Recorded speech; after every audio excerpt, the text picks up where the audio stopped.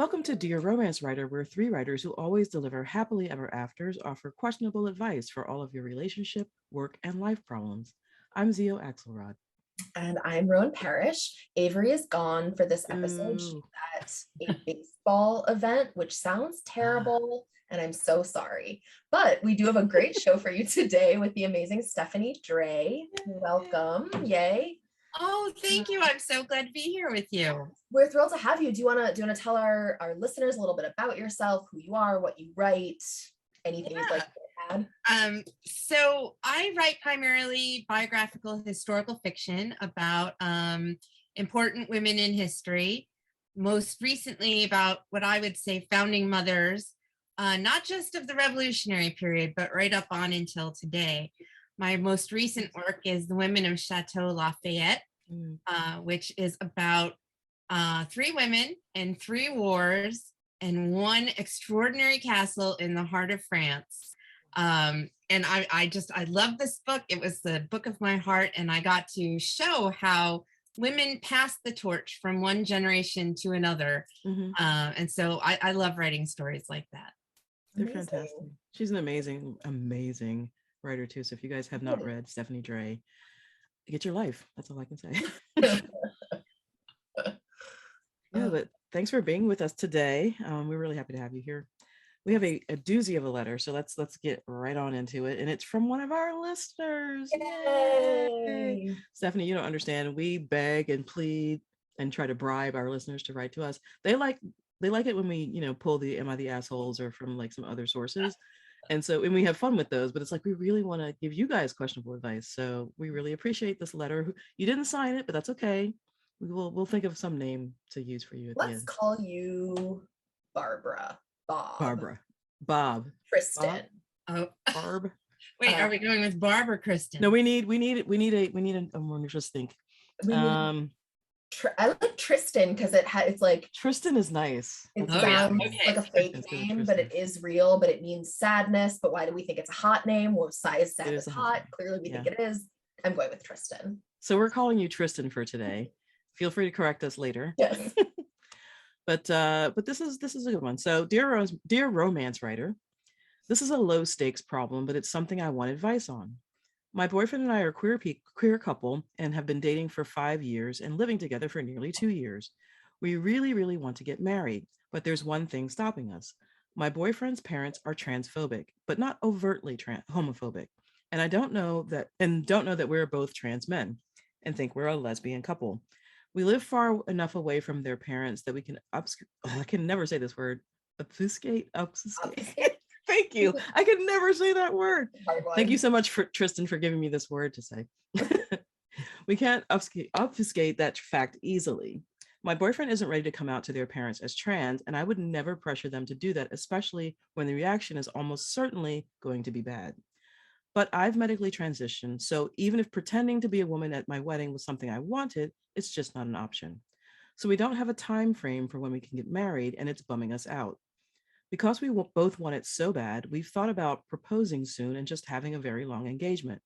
But we're both so wedding crazy that I'm worried taking that step when we don't have a time frame for when we could actually tie the knot would just make us even crazier and ultimately feel worse than being boyfriends for a couple more years. What do you think? Oh, this is a low stakes problem. I know, I was just going to say, this is not a low stakes letter. I feel like this is your very happiness, identity, relationships with your family and everything. Yeah.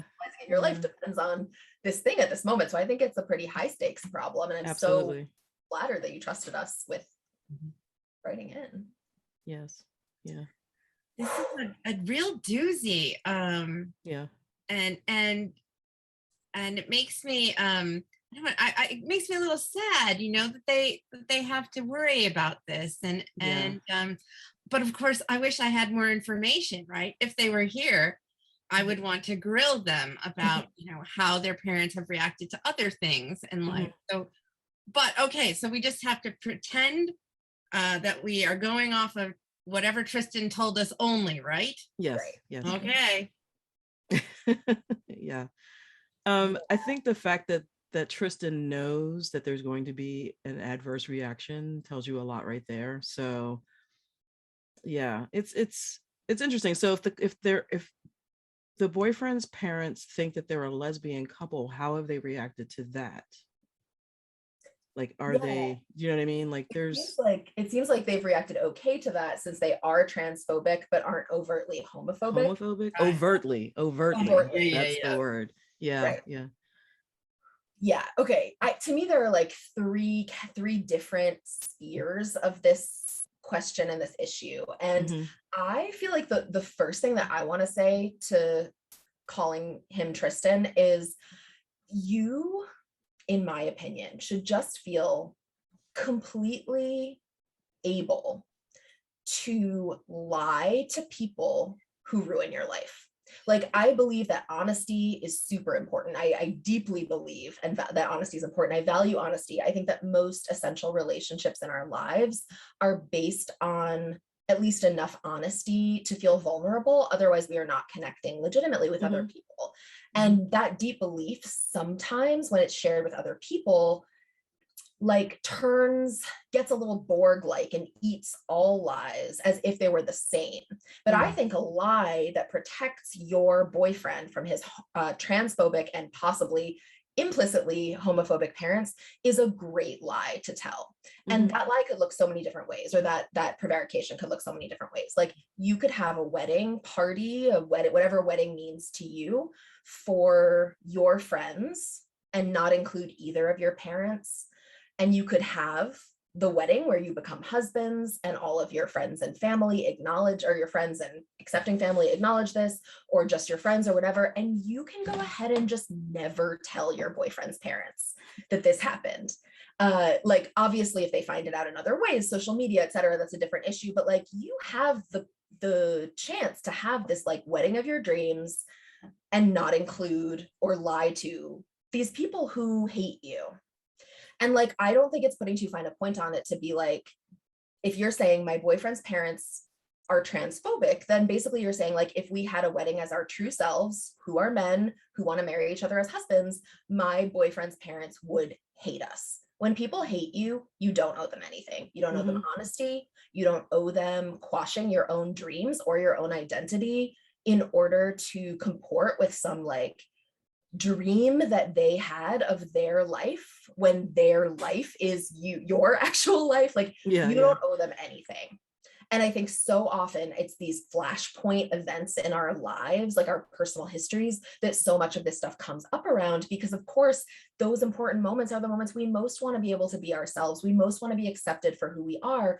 And when those moments are also the same moments when your family or certain friends reject you for who you are and make their hatred for who you are known, that is an understandably like awful position to be in, because what you're essentially having to do is say, am I going to make myself happy and risk losing these relationships or suffering for them?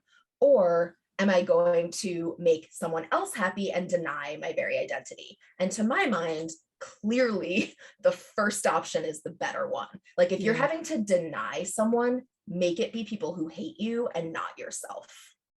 What is it about weddings that make people want to give up their own personal like desires and dreams to make their parents happy? Do you know what I mean? Like, people will change venue. I mean, this is a much smaller issue, but they'll change venues, they'll pick the different city, they'll change their attire, everything to keep their parents happy when it's there. The day is supposed to be about them.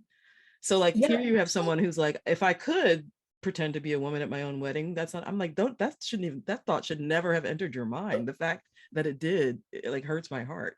Yeah. And I think sometimes people are willing to do things like that for the sake of protecting their loved ones, like their partner, that they wouldn't necessarily do for themselves. But like, in the long term, your parents-in-law, future parents-in-law, they're not probably going to stop being transphobic. Certainly they're not going to stop being transphobic if they believe that there's no one trans that they love. And maybe once they learn that their own child is trans, they would be able to see their way around that corner. Maybe not. But the thing is, you don't know. You can't really know. Maybe your husband, future husband, knows, or like is able to predict in some way. But like, Jesus fucking Christ, at the moment when you're declaring your own deep love for another person in front of your loved ones, that is not the moment that you should have to give up or sacrifice and your have true that identity. worry. Yeah. There's weddings are stressful enough without adding. Yeah. Stephanie's nodding. I think part of the complication with this question, and why, to answer your questions, yeah, about why people go crazy about weddings to accommodate other people, is because marriage, and maybe this will help get to the root of the problem in this question. Marriage is a complicated thing, right? There's a couple reasons for it. There's a very legal aspect to marriage. It entitles you to certain rights under the law. And a lot of people want to get married for that reason, because they life is easier when you have a legally recognized partner. Another reason is, of course, the personal part, the lovely, beautiful, and sacred expression of love, which is very personal, in which, you don't even really need anyone else there. There are a lot of people who don't. Yeah. But the third reason for marriage, and this is where all the trouble starts, is that it is a social institution. It is about saying to the community, we want you to recognize our love, accept our love, and treat us as a couple henceforth from this day on. And you can't force people to do it. So this creates such a tension, right? Because I guarantee you, the reason there's a problem here in this couple is because Tristan's boyfriend probably wants his parents there. He wants that validation, and so that's where the delay is coming from. That would be my guess.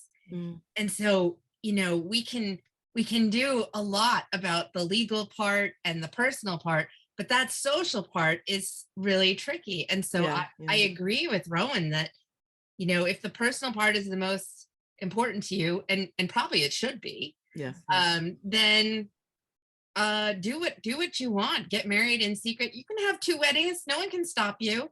Once the parents have come round, have another big party. But if it is important to you on that day to have everybody on the same page, then maybe some tricky conversations might have to happen. So I kind of encourage Tristan to figure out which of these reasons are driving the marriage craziness, what's most important to them about it, why they want to be married so badly, and then that will sort of inform which direction they should go. I mean, Tristan said his boyfriend is not ready to come out to his parents as trans, that's a huge issue. So if you don't want to move forward with the wedding before you come out, then you're kind of stuck in this place, Yeah. And the fact, the whole, like, his parents live far enough away that they don't know yet that I've medically transitioned, or like we're able to hide these things. It's so real. And it is with no relish that I say, I know so many people who this has been the scenario. I've gone to so many weddings where someone's parents weren't there. And I think that, like, if your boyfriend is not ready to come out, he's not ready to come out, and that's fine. So you need to try to find a way to see if you can separate those pieces, the not coming out from the wedding. And I think that it also depends whether you're like, where your boyfriend is like, I'm not ready to come out, as in I am not ready for my parents to know this, or I'm not ready to come out as in I don't care, or I'm okay with my parents knowing, but I'm not willing to have the conversation. And I think that a lot of queer and trans people get a lot of shit for not wanting to deal with the response of their parents when they're coming out. But like, people need to understand that you are raised by your parents, indoctrinated, not for good or evil, but like, that's what being raised by someone is, indoctrinated into their mode of thinking, and indoctrinated into believing that they are the people whose love you need the most. Like, that's our childhoods, right? Like, they may do a bad job, they may do a good job, but like, whoever raises you internalize so much more of the shit that they believe in the world than you are aware of, until you like leave that home and realize there are other ways to live. And like, it's not a small thing to tell someone to go to the people who they are supposed to have received their sense of love, caring, and okayness from, and tell them something that they know will result in them being shit on, whatever that means. It doesn't matter if it's rejection, being cut off, being like just given the cold shoulder. Like it all depends on what your individual family's mode of punishment is. And like, to tell someone that they're being a baby or not brave enough or not like in it for the cause enough by not going and saying, I would love to be pummeled by the weapon most likely to destroy me. Like, that's not being a baby. That's not caring. It doesn't matter if if you're an adult and your parents aren't going to beat you, do so, like scream at you. Like, just knowing that you are doing a thing that your parents would disapprove of, for some people in their families, that's a freeze mechanism, right? Yeah, absolutely. But that doesn't always correlate with people being like, I also care that my parents don't know this thing. Sometimes it's just like, I cannot be responsible for telling someone something super vulnerable and hard and then being also the person who cares for them. Because most parents who are like transphobic and phobic, most parents who hate any group of people suck and haven't been to therapy. And like, sure, there's great things about them too, but like, bottom line, if they don't know how to deal with their shit, you're gonna have to deal with their shit. Your boyfriend, letter writer, Tristan, your boyfriend's gonna But I also think that's a super useful question to ask. Is it that you don't want to tell your parents that you're trans, or is it that you never want them to know? Because like, there's nothing that says you cannot have your whole wedding as husbands, send the invitations out, send the save the date, whatever you're doing out, and say male name weds, male name, like whatever your names are, in a wedding to become husbands, and you can send that shit to anyone you want. And if your parents have a problem with it, like your boyfriend's parents have a problem with it, that can be their issue. You can actually just throw the problem like a hot potato and be like, I am just living my life and sending my parents the same invitation I'm sending everyone else. And it's actually now their problem. If they're going to be bigots, I'm going to actually force them to bring their bigotry to me rather than be like, hey, are you feeling bigoted right now? Because I would love to be the receptor for that. You know, like, nothing requires you to the punching bag in the aftermath of telling someone something they don't want to hear. And if your boyfriend is like, actually, oh my God, I could like have my parents know that I'm a man without having to sit there in front of them and get shit for it. Actually, I choose that. And then your options have opened up hugely. So like, that may not be what your boyfriend feels like. I think that's a super useful question to ask, because then you can be like, we are planning the wedding of our dreams and we're inviting our parents. And if they have a problem, it's on fucking them. And if they come and all of our glorious trans and queer community and friends and loved ones are there celebrating as they should be celebrating, and your boyfriend's parents are the only ones who are there being transphobes, it's not going to go down well for them. Like, they're going to be sitting at their table and they're going to say something to your like whatever weird trans queer friend. They're going to be like, isn't this a little unnatural? And your friend is gonna take that bullet for you, because from someone else's parents, it's easy. They're gonna be like, no, it's not weird. Love is wonderful. What's your problem with love? And then like leave and eat cake. You know, so isn't that your son? Don't you want to celebrate your son? Like, exactly. Oh, you're not happy that your son's happy? What a weird thing to be willing to admit at their wedding. That's super embarrassing for you. So, sorry, I'm monologuing. I just feel like I've been at these weddings so many times, and like, there are so many options that you have that are respecting your relationship and both your and your boyfriend's identities in this day that's really important to you. Like, you can do all these things and you can just shift the problem directly to where it lives, which is in the hearts of the people who hate you. And I'm not saying that's easy. I know I often on this show, I'm like, you can do this thing. And I don't ever want people to think that what I'm saying is it's easy. It's not easy. It fucking sucks. But things that suck and aren't easy, sometimes if you just do them once, they suck a lot, but then like, you never have to do them again. And you get to like live your life and let those people deal with what is ultimately their problem. So if it happens to be that your boyfriend is like, oh my God, maybe let's just send them an invitation. Like, you can do things. There's tons of stuff that you can do. Yeah, the fact that this is keeping them from doing something that they both so clearly want there's this is just the opposite. This is the one obstacle, right? So like Yeah. that, it's heartbreaking. Just live your life. Live your Yes. life. Surround yourself with people who uplift you, and don't worry about the people who don't. Basically. Absolutely. And if it comes down to it, and you send your parents, you and your boyfriend send his parents this wedding invitation that makes it clear, and you just kind of like don't hear anything from them, I like to take hearing nothing as a tacit endorsement of my life. Because if no one's like forcing me to listen to them bitching about it, I don't care if they don't like it. Like, let them talk to their therapist, let them complain to their neighbors, let like your boyfriend's parents call your boyfriend's siblings, whoever they are, and be like, what is happening? Like, what's Right. going on here? And let your siblings be like, I don't have a problem with it. Do you have a problem with it? If you do, I mean, I guess that's your problem. Like, there are so many people who can support you in basically like, okay, that sounds really bad, but basically like closing your parents in a padded room of their own bigotry so they can like throw themselves around, hit every wall, Around the wall, and every wall. hurt no one. Like, this is a possibility that you have, depending on your boyfriend's thoughts. If your boyfriend, however, is like, no, they can't know, then you get into like, okay, how can you have the wedding of your dreams and include all the people who are supportive in your community, and then not include your boyfriend's parents? And like, that's a sad thing too.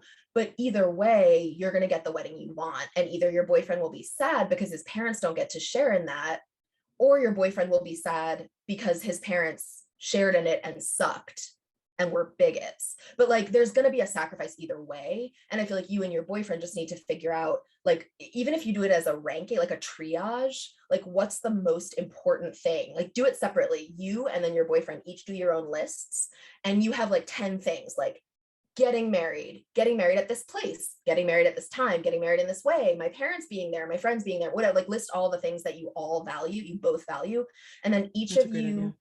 rank them, triage them, say, this is the one that's most important to me. And then you compare your lists side by side, and the ones that you agree about, great, but then you'll start to see also where are the places where you disagree. So like, maybe you care the most about having the kind of like music, food, and party atmosphere that you love, and that's your like number one, and your boyfriend's parents are at number 9, and your boyfriend has his parents at number 1 and the fun party atmosphere at number 9. Now you're like, okay, we actually have different goals going into this wedding. The wedding is serving different functions for each of us. So we need to figure out like, what are our shared goals? And then which things like do each of us want to argue for, or do each of us want to be like, oh, okay, not that important. And what me and my girlfriend love to do, and I find this super helpful, is you take 0 as your neutral baseline. So, okay, sorry, context. My girlfriend's moving in with me in like 5 days. It's very exciting. The countdown. We've been working the countdown for a while. Very exciting. Both of our houses are like complete disaster areas because we're both trying to like get all our stuff packed and like moved and packed in and whatever. But what we did is we sat down and we're like, we need a way to indicate which of each other's stuff we like or dislike and how much we like or dislike it. So we know which stuff we want to like. So like, she's a musician, she has her studio, I'm a writer, I have my office. And so anything of mine that she like super hates, I want to put, but I want to put in my office so I get to see it and she doesn't, vice versa. Then there's stuff we both like of each other's that will be in our general shared space. Right. Mm-hmm. But the best way to make it clear both how much you like something and how much you care about how much you like something. This is always hard because like people express themselves differently. Some people are like, no, I love it. And they mean like, I like that pretty much. But other people are like, yeah, it's good. And that's a 10 to them. It's like pain scale. You don't know. Right. So we take 0 as the baseline, as neutrality. And then you can like something in amount in the positive, or you can dislike it in amount in the negative. And so like, if it's so scientific, you're always so scientific about these things. I just feel like it's science to try to get at what are our brains doing that are like saying the same thing, but are registering them on different levels. Yeah. Because you know how like, you know what it means to you, but you don't know that it means the same thing to someone else. Mm-hmm. So like, okay, say I have this sculpture that I really like, but I only care about it like a 3, you know, and Timmy, that same sculpture, she dislikes it a 27. Right, gotcha. My liking it a 3 is like nothing compared to her disliking it a 27. So that I would easily be like, okay, well, I mean, it's not like I love it and you hate it, so let's just get rid of it, you know? But like, maybe she dislikes something a 3 and I like something a 3. Then like, that's even. We're both Mhm. even. So we can decide like, okay, what's got to give, right? So I feel like ranking the things in your list and then using the places where you disagree to be like, okay, but how much do you value this thing? So like I rank number 1 through 10, but then maybe get a scale like -10 to +10, where you're like, yeah, this is my number, because your numbers 1, 2, and 3 could all be super close to each other, and then number 4 could be like way down there.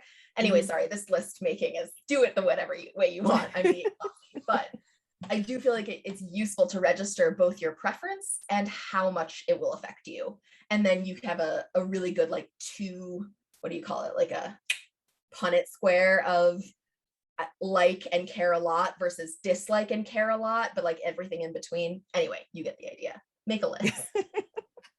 You guys have to watch this on YouTube so you can see the hand demonstrations here. Lots of handwork going on. Yeah. No, I mean, this is not a low stakes problem, Tristan. No. I think you're trying to downplay it a little bit, maybe because you're feeling, I don't know, pressure or guilt about this whole situation. But I will say that the first conversation you guys need to have is whether or not you want to have this wedding with or without your boyfriend's parents. Because if you can have it without them and have this wonderful, beautiful day and just not worry about any of that, that would be my suggestion. Just like have your big party with all your friends and be husbands, and then deal with the rest later. Like, honestly, I agree. You're not going to stop being husbands. Like, both of you, you're going to get married eventually. You're going to be husbands eventually. The idea that like as adults, our parents' beliefs still affect us so much, it's like so sad, but also undeniably true. But like you are adults now and you're starting your own family. And I think that this is not a criticism of your boyfriend. This is so fucking hard, but like you're going to be your boyfriend's family now in the same way, not in the same way, but to the same extent that his parents are his family. And at some point, my hope is that he will decide you, my future family, and our life together and our family are more important to me than my family of origin, especially because I'm being dishonest with them and I'm being honest with you. And I think like your relationship with your future husband, that is the relationship that should decide more of your questions than the relationship he has with his family, because it sounds like that is a relationship that he's not in control of.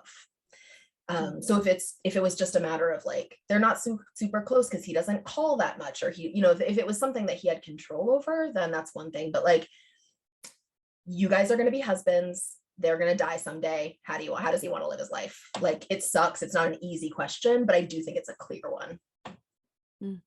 I'm going to make an additional wish for this couple. Yeah. Because I feel very badly that they're having to struggle with this. I'm going to wish that Tristan's boyfriend has sort of a plan. Maybe it isn't today, but maybe it's soon. That he knows whether or not he is going to come out. And my wish is that his parents, even if they are currently the sort of parents who he thinks will not be accepting, that their love for their son will overcome all else, because it often does. Not, unfortunately, not enough, but in a lot of cases, parents can surprise you. So I'm sending my energy out into the world for you, Tristan. Yeah. That actually all will be well. Yeah. And I think Roan said something earlier about sometimes families, parents don't confront anything or look at their views or anything until it's right in front, until it's personal to them. Yeah. Because they think, oh, that's the other. That's something that I heard on the news or whatever. It's not like a family. Right. Yeah. This is the child that I raised, who I love, and I often, my mother and I, we knock heads all the time, and we've had some real doozies, but every now and then she's really surprised me when I thought she was just going to be a horror show. And then you can like see in her eyes that she wants to be, but she pulls it in. And I love her for that. So I hope that I hope that that will happen here. I hope Yeah, so. I hope so too. Yeah, that's definitely the hope. And then you can have one big wedding and everyone will be there and supporting you, Yeah. and that's the dream. But, as we've all said, this is about your life together and your future together, and that's all it really should be about. Yep. Yeah. So I agree. And I wish you, Tristan, letter writer, I wish you a lot of grace with yourself, because I think you are in a very hard position too. It's Yeah. easy to look at the position your boyfriend's in and think like that fucking sucks. And it does. But also to be the partner of someone who's really struggling with, is the person that I am someone that my family, who I deeply care about, can accept? Like, you have to show so much patience, so much support, so much strength, Yeah. and you have to hold back so much judgment. And I don't mean judgment like you dislike your boyfriend or shame him or something. I mean judgment like the way you believe people should exist in the world is not what's happening to your boyfriend, and the judgment that you must feel for his parents, the judgment you must feel for the scenario, like the fact that you're keeping it together and asking questions and keeping the lines of communication open. I really hope that you are esteeming the work that you're in the position of having to do, because it is not easy and it's so painful to watch someone else be the victim of other people's hate, especially when there's nothing that you can do about it except support them. It's hard to feel so ineffectual and to feel so powerless, especially with the person you love on the line. And so I just really like so much support to you. And if there's anything that we can do, like record a personalized message to your boyfriend's parents being like, your kid's a man, they rock, totally. he's amazing. Like, we will do it without any hesitation. I speak for myself, but yeah, well, let us know. Yeah. Keep us updated, and let us know when the wedding is so we can give you a shout out. Seriously, invite us to the wedding. Yeah, because I have to know how this turns out. I Like, know, now right? I'm fully invested. Yeah, I'm fully invested. I feel like we skipped over a little bit the like we're wedding fans part. Like, I just want to know, what are you wearing? Like, what are your outfits? What's the music? What's the theme? I know I want to know all. Queer, so I know there's a theme. Tell it to me. You're serving. I need a menu. I just want to know all the things, because I bet y'all have like so many Pinterest boards or whatever. I know. I was just thinking that there must be vision boards everywhere. Yeah, show us your vision board. We support you, and we hope that your wedding is like the best thing ever, whenever it happens and however it happens. I'll be your virtual mom. I can. Oh, that's so sweet. Yeah, I'll walk you down the aisle and probably like trip halfway down. Right. I'm standing. Oh man. Well, thank you so much for writing it. So much, letter writer. We love hearing from you, because we knew that you had problems. We knew you had questions. Send them to us. It's so great. Yeah. Okay, so, and thank you for that letter, because it got me thinking about, we like to do some chat and dig deeper in these questions. So it was making me think about like the expectations that we have, both our personal expectations for ourselves or others, expectations of our friends and family. And one area I think this happens, since we're all authors, we can speak to is like being an author. How do you manage those kinds of like internal expectations, external expectations, and what do you do when you don't meet them, or like you don't meet your idea of what those expectations should be? Like, what do you think an author should be, and what do you do when you don't meet that idea of like what you think an author should be? How do you deal with it? Just a quick no pressure question. No way, nothing. I always feel like I'm not meeting expectations. I feel like I should write faster. I should write better, more efficient. I should have better work-life balance. I've been working on that for a decade and gotten almost nowhere. And I mean, I put on a necklace for you guys today. That was a big deal. Pretty too. I mean, I love it. So I think when it comes to my, expectations of an author, I've actually sort of lowered them. My expectations now are, did I finish the book? Did I finish it on time, or at least somewhere near the deadline? And do I have another contract? And am I a working author? Those are my only standards now. Can I pay my mortgage? Right. I know there's a lot of authors who like they really want to be famous and they want to, do lots of public shows and everything. And I'm like, really, if no one knew my name but still read my books and gave me money, I would be just fine with that. Totally. How about you? Oh man, I don't even know what an author is supposed to be these days, because it's interesting. I was talking to someone recently, and this started happening in the music industry recently, and there was a big dust up about it because some big artists called their labels out. They wanted them to make TikTok videos and go viral, Oh, and they yeah. refused to release their albums unless they went viral on TikTok. And it was like Ed Sheeran and people like that.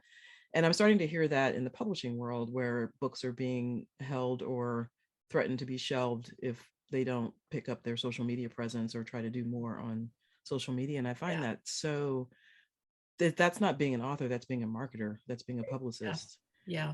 So I don't know what the definition of author is in our current publishing climate.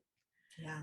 But I've always been on social media, so for me it comes a bit more naturally. But even I struggle to figure out how to, like, you know get into some of the conversations on like Book Talk or whatever. So I can't imagine someone who's shy about social media all of a sudden being told, oh, go do a video and record yourself talking on camera and be funny and cool and witty and clever, and you're just On like, I just want to TikTok, write no books. less. I just want to write books. You know No. what I mean? And so, yeah, Yeah. it's rough. And I wasn't dissing TikTok because I'm an old person, but I am. But it's because TikTok, I learned the weirdest thing about this. They have, when you agree to put it on your phone, you're agreeing to all sorts of sort of privacy exemptions. And so when I saw that, my publisher, I'm fine with them using TikTok, but I'm not going to put it on my phone. So just a note to authors out there, sometimes you can say no. Yeah. Yeah, it's interesting. The social media thing, like the pressure of it, I have to say that has not bothered me very much. Like, I guess I never thought that was something that I was going to do at all. So the fact that I now do it a little bit, I'm like, good job, kid. Yeah. But for me, it's much more about like, it's about separating the internal from the external, I think, for me. So like, what are the external expectations? And then like, what are the things that I actually expect of myself? And Mm-hmm.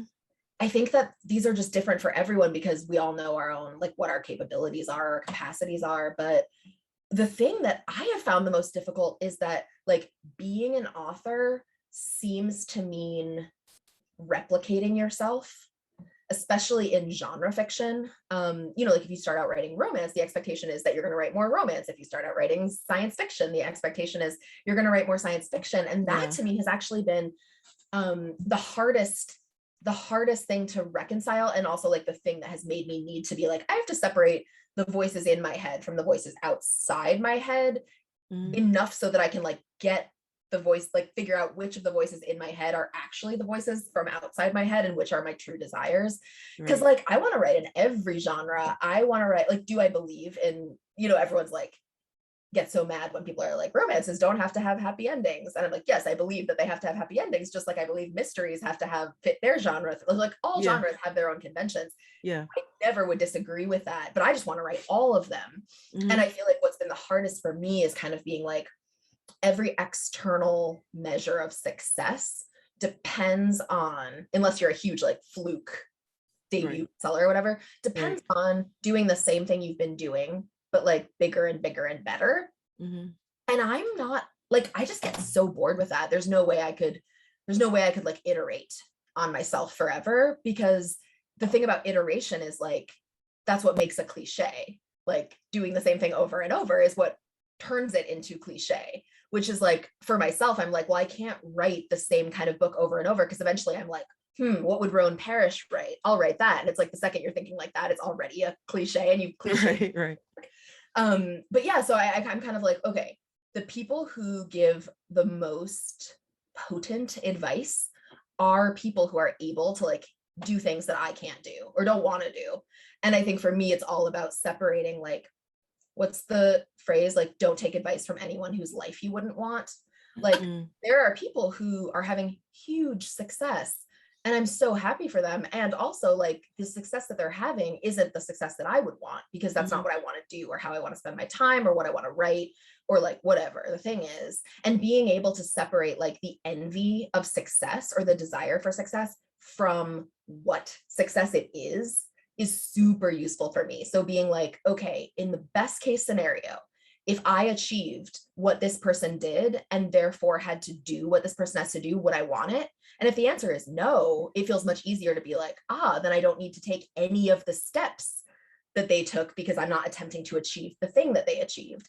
So I guess that for me is like the biggest way that I deal with it, is forcing myself like really through the like, okay, would you want the thing that this person has? Right. If so, what of those things are you willing to do, and what aren't you willing to do? And if you're not willing to do enough of the things that will allow it to happen, you just have to like write that desire off, because you don't want to do any of those things. And yeah, that's like, I think that's not just about being an author, that's about being anything. Yeah. But I still like flash back to being in high school or college, or like even elementary school, when people, you know, your parents' friends would be like, okay, if you want to do this, you have to do this. And I would always be like, but I don't want to do that. So I don't need to hear your advice, because I don't want your life. Yeah, that's what I do. Yeah. I remember being getting started in this business, and people were giving me advice to do certain things. I think at the time it was probably like get a trad contract or something, which at the time I had zero interest in getting. And I was like, that's cool. I'm not going to do that. Not really interested in that. But yeah, that's interesting to know. It was like that kind of thing. You've always walked your own path. Yeah, just a little bit. And I think for me, I did start out actually writing romance and other genres. I was writing like 3 of them at the same time. And I loved that. It was really great for creativity, and it was so much fun. But then I realized that my priority was keeping, was paying the mortgage, and that wasn't actually working. Right. So each of my careers was interrupting the other. So because I'm a slow writer, and I'm very, very deliberate, and they have to pry the manuscript out of my hands because I'm still fact checking. At that point, I realized that, I could pick one only because I only had time for one. Right. But that doesn't mean I'm gonna go back. I'm gonna write some more romances and things. Just not. Best. Not You right heard away. it here, folks. Yeah. Breaking news. Breaking news. Good. Anything you write, I will read. Write whatever the fuck we want. Yeah, I mean, we're gonna be dead in like 3 years anyway, so write the fucking book you want to write. At the rate we're going, man. Seriously. Yeah. You heard it here first, JK. You've heard it everywhere. I just want to say why that made me laugh so hard, even though it's super dark. Because at the moment, my husband and I we want to buy this house, and we've put down earnest money, but I'm petrified. Because we've lived in a house that we can easily afford for all of our lives, and now I'm going for the shiny bauble, and I was like, we have to plan out our retirement till we're 95, and then I thought, but maybe we'll only live another 3 years, in which case I want that shiny house. Buy the house. Right? No, seriously, my girlfriend and I are also looking to buy a house, and we just had a complete like heartbreak of losing a house and then getting another chance at it, and then finding out that like it would cost us so much money to do all the repairs, and we were like, no, that is not how we want to spend the last 2 years we have on earth. Yeah, buy the fucking house, buy the shoes, cash out your 401k, get out. This has turned into a doomsday podcast. Wait a minute. This might change my advice to Tristan. If we're only living 3 years, you get married now. Get married right now. That's what I was saying. Yeah. Do it now. Deal also, with like, sorry, but all queers, if you ever think you want to get married, yeah, I was thinking that too. Now, because right now it's about to go away. Yeah, Mr. X looked at me and he's like, "Is her marriage going to be illegal?" I was like, "Probably." Oh, because they're going after loving too. But anyway, that's a whole different conversation. Yeah.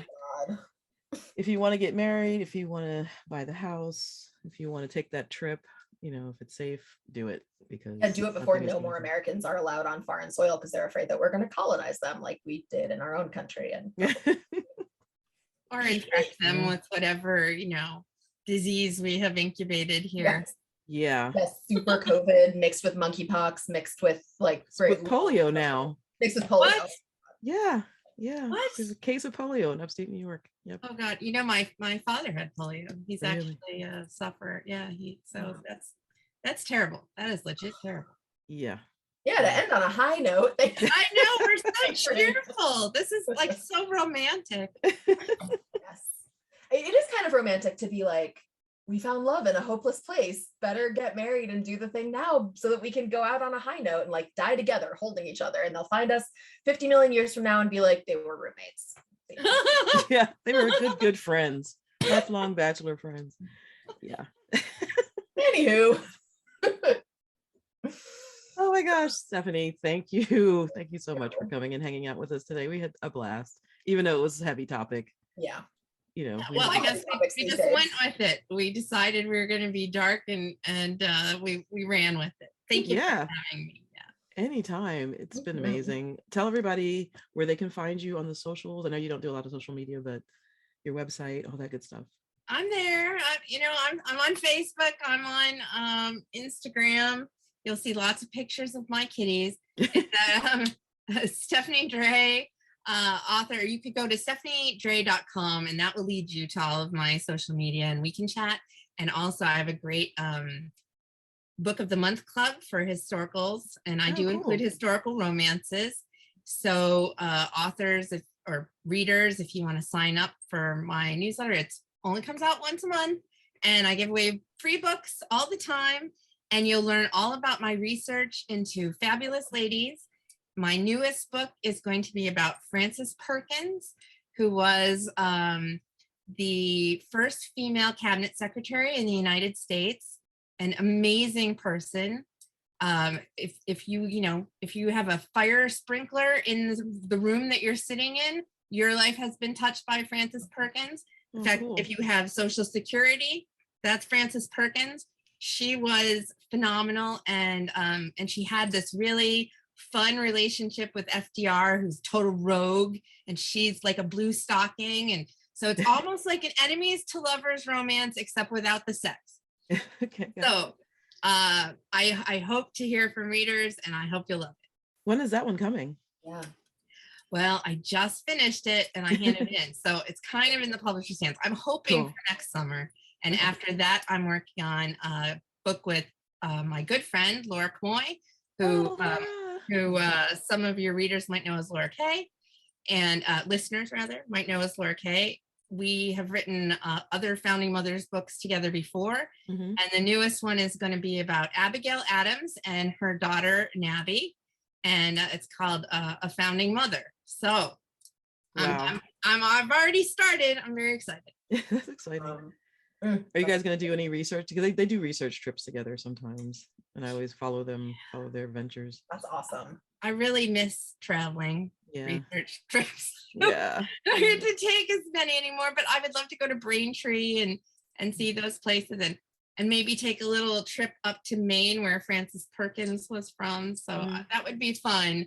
But Laura and I, even if we just write our book on Zoom, I promise it'll be awesome. Yeah, it will. We know it will. Well, thank you again for being here today. And everybody who's listening, thank you, Tristan. We're going to call you Tristan until you tell us to do otherwise for your letter. And everyone else, remember, you can send us your letters. You can send it to advice@dearromancewriter.com. You can DM us, carrier pigeon, however you want to do it. We'd love to hear from you. And we can't wait to give you some more questionable advice from this trio of happily ever after enthusiasts. We will see you next time. Have a great one, everybody. Bye. Take care.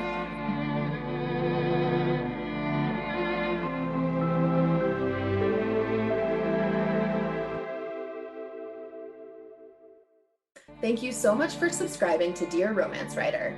Remember to keep sending in those letters at dearromancewriter.com. We can't wait to tell you what to do. Dear Romance Writer is part of the Frolic Podcast Network. Find more podcasts you'll love, frolic.media/podcasts.